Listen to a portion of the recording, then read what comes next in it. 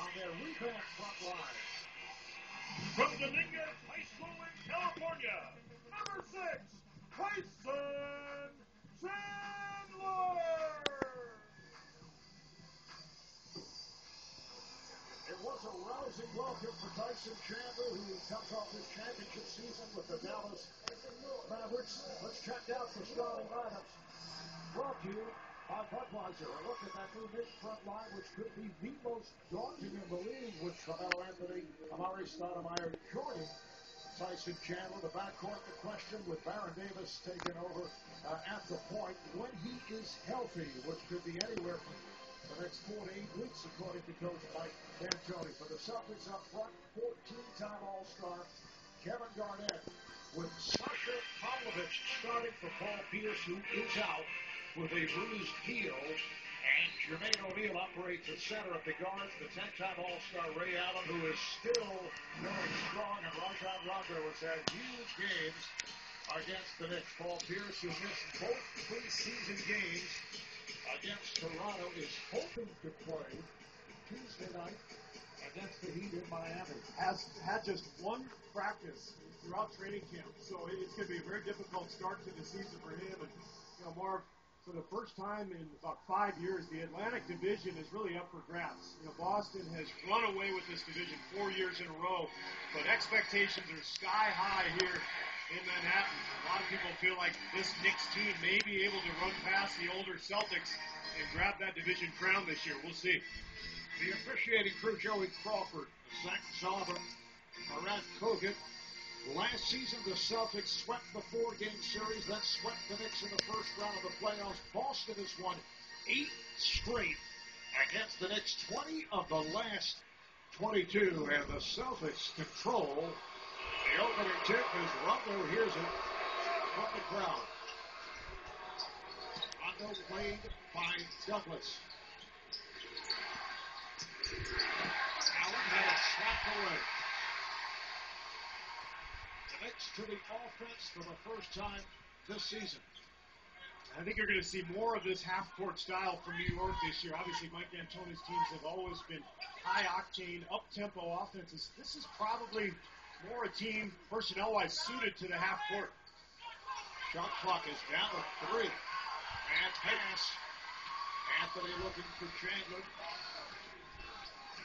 Boston Celtics won both their preseason games over Toronto. Rondo gets inside, and he draws the foul. It's on Douglas. Rondo, who last year averaged a career-high 11 assists, second in the NBA behind Steve Nash, who edged him out. Off-season trade rumors, Steve, involving Rondo have been denied by Celtics general manager Danny Ainge, but Rondo was upset about the speculation. Well, as a general manager, you always deny them after they fall through. I think that was a difficult situation for Danny Ainge and the Celtics to be in. Once you engage in talks, especially these days, it's going to get out there, and then you have to address your players. And to Rondo's credit, he handled it pretty well. He came out and he said, look, this is the way the NBA is, and I'm a Celtic. I want to be here. And he's had a great run with Boston, and he's going to have to play extremely well for them to have a chance to win it all again this year. Here's Douglas for Kirk.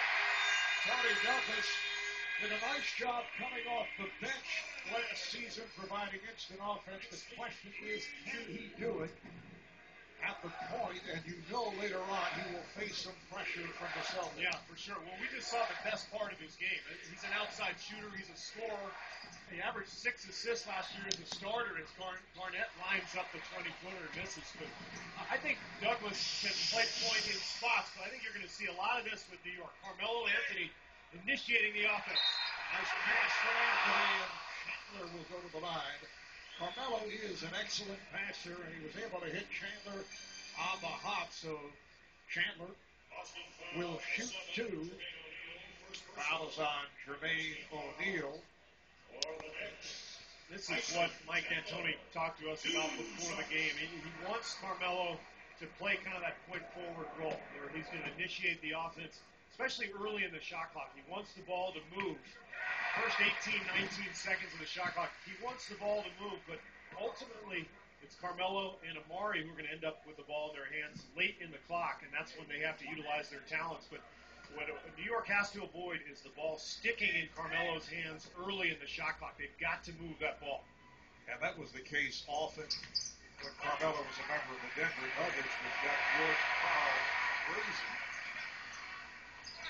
Knicks able to maintain possession off of this free throw. Here's Douglas. That's scored by Tony Douglas in his third year out of Florida State. Rondo down in a hurry.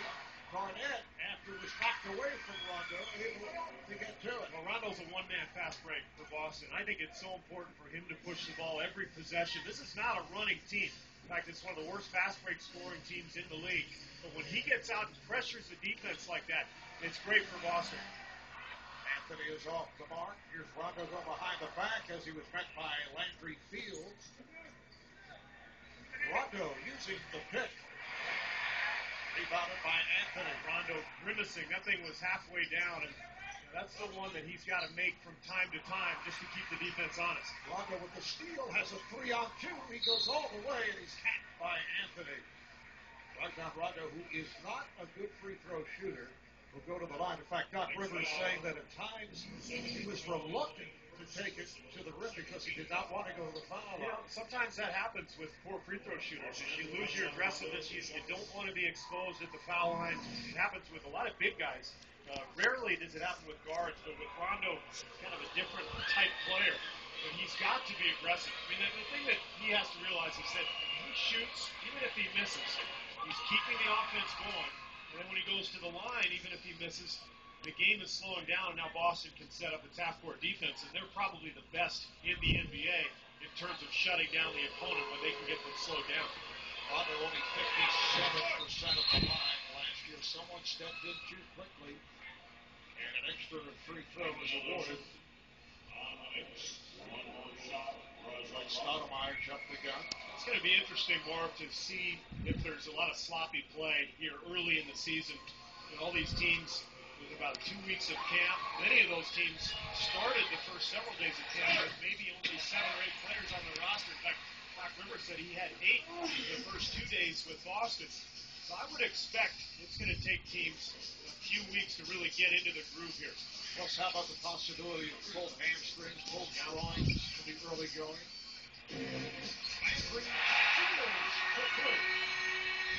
Last year, as a rookie out of Stanford, Fields played well the first 4 months. It was not the same following the trade for Carmelo Anthony. Never seems to be able to get into a beautiful move by Rondo. Well, Fields is a huge surprise for New York coming out of Stanford last year. One of the best rebounding guards in the league. I'm not sure New York really understood how well he would shoot the ball. And he's really perfect in that role as Stoudemire knocks down his first shot. But Fields is going to get a lot of wide open corner threes playing off of Stoudemire and Carmelo. Knicks have opened up, hitting 4 of their first 5, and they lead it by 4. Allen played by Fields and by losing off the pick. And a foul call. The Knicks looking for an offensive foul. And here's an example of where New York has to improve defensively against the pick and roll. And Chandler was brought in specifically for that reason, but when a guy like Rondo gets a running start to the rim directly at your body, there's not a whole lot you can do. That's why Rondo's so difficult to cover on that pick and roll. The Knicks foul committed by Fields. Allen's pass intercepted. Stoudemire made the play. Just underway, Marv Albert, Steve Kerr, Craig Sager from the Garden as the NBA opens its season, 1 of 5 games on the schedule today. Fields again for 3. Garnett able to get to it. Knicks opening against a Celtic team that swept them in last season's first round of the playoffs, although the 2 games in Boston were very tough. Rondo now has 7 points. You know, I thought he looked more comfortable with his jump shot in the 2 preseason games that they played against Toronto. Obviously, the jump shot is something you can improve upon as time goes on in your career. Speaking of which, how about Amari Stoudemire at 6'10", stepping out and knocking down that 3? Knicks have hit 3 of 4 from beyond that 3-point line. They lead at 14-9. That's flacked away. No, this is a Knicks team, Marv, that is not going to be as proficient from the three-point line as they have the last couple of years. In fact, Amari turned out to be one of their better three-point shooters. He won't shoot a lot of them, but particularly when he can get to the corner, that shorter distance, about 22 feet, I think he can knock that down relatively consistently. Knicks putting some pressure on. Nearly led to the turnover. One on the shot clock. Garnett had to fire it up.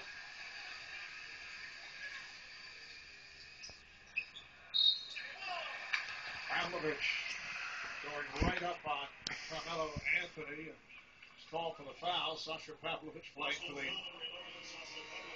injured Paul Pierce. While we have a moment, we'd like to wish a Merry Christmas and a Happy Holiday to all of our troops around the world watching today's game on the American Forces Network.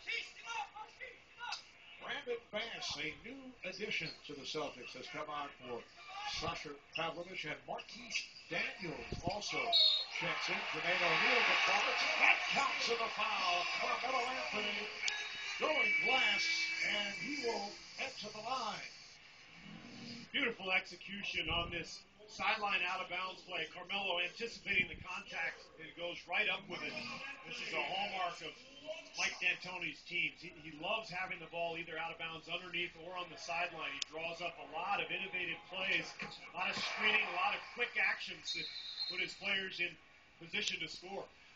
Daniels called for that foul, and now a technical foul was called. Joey Crawford indicating against the Knicks. It's on Stoudemire. It looked like he and Brandon Bass got into it after the free throw. Normally you see a double technical in these situations. I didn't see what happened. I don't know if we can get another look here or not, but Joey Crawford was very quick to point out Stoudemire right away. And I like that. I like when officials don't just kind of automatically say, okay, double T and let's move on. Murray has to be careful. He waves his hand in disgust at Crawford after the technical was called. You get a second one for doing that, you're gone. Biggest lead of the game. Picks up by 7. Shot clock to 5. Rondo. Knicks do not mind that. Seeing Rondo shoot from the outside. Fields gets inside. Rebounded by Bass. Nice move by Rondo. And he draws the foul. Boy, is he good at drawing contact in transition. I mean, he seeks out the body. Now watch this. This is the technical a moment ago. Amari and Bass going at it. Bass grabs him, a little shove. And I think he got the technical for the taunt. I think that's what Joey Crawford saw. Stoudemire didn't like it. Waves the arm. But, players frequently get tangled up on free throws, and that's what Amari is talking about with the official right there. But I think it was the taunt that got him in trouble.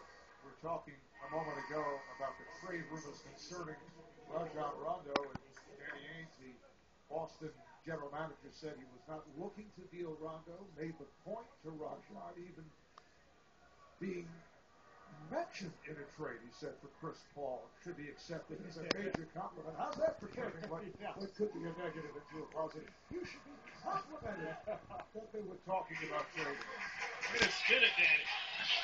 I'll tell you what, though, that is such a difficult position to be in, especially these days, Marv, with the social media, with everything that's out there. There's just so much talk. As Fields gets inside for the layup, it's almost impossible to keep these conversations that you have as a general manager under wraps, and as a result, your players are going to hear things. So you've got to do a good job of communicating with your players and getting them to understand that it's just part of the job. Oscar now just 3 of 8 from the field. No hesitation from Anthony, and a foul is called. Stay right here, says the official. It's called on the Celtics. It's on Brandon Bass. I know you were limbering up for the game earlier at the Roman Ring. A long off season. Yes. You got to loosen up. Be ready. With the kids jingle bells. By 7.